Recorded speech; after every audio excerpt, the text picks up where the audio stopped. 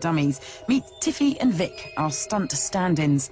Worth £100,000 each, they're wired up to record the G-forces on every part of their bodies.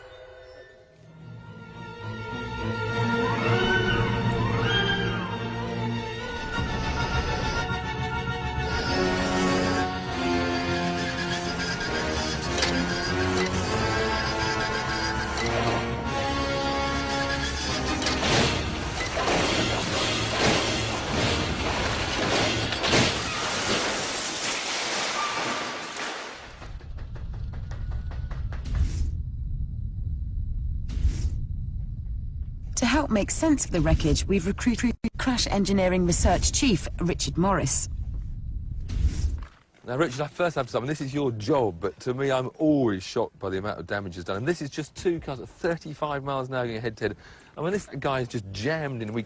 There's no way we can get the door open or anything. No, I don't think on this particular test that there'll be any reasons to get the driver out, because I think he would be dead. We've had a catastrophic failure of the occupant cabin. It's just total overload there, and again, the sill, another major structural part, and that's all just completely disintegrated. The area where his feet were is now roughly where the wheel is, so no, I don't think that would be survivable.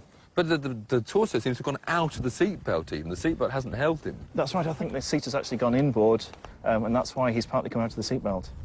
And because the driver was lurching around, he wasn't in the airbag's line of fire, which meant it was rendered useless. So, a car that's only 9 years old and yet a lot of damage. Indeed, yes, not whereas good at all. The newer model looks at first glances to have fared better. Let's see if we can open the door on this one. No, that's still not going to budge, but looking inside, the driver's feet are still on the pedals, there's no intrusion of the steering wheel, but the airbag hasn't gone off. Sure, that's wrong. We've had a little bit of deformation up here. And that's a designed crumple zone. It is, yes. You can see the features to allow it to crush there. So we believe that the car has decided that this was not a severe enough impact to fire the airbags. This high-speed footage shows how the red car comes to a much more abrupt stop, with the black car's wheels rolling for longer, indicating a gentler deceleration. All the new Espace felt it had to do to protect its occupants was fire the seatbelt pre-tensioners, evidenced by the cracked plastic at the anchor point and mild chafing on the belt itself.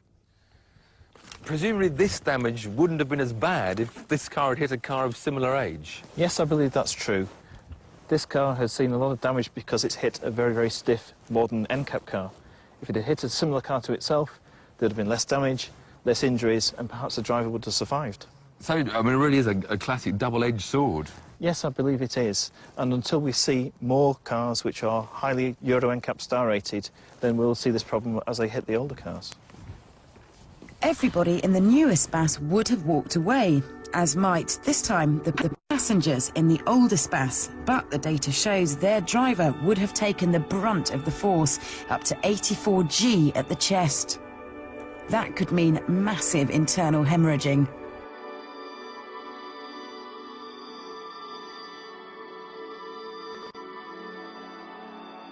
The driver's legs would probably have been seriously fractured, with the thigh bones being pushed back through the buttocks. Blood loss would have been enormous, and with access to the lower legs being so restricted, the emergency services would have taken 30 to 40 minutes to extract him. Survival was highly unlikely, and remember, all this at just 35 miles an hour.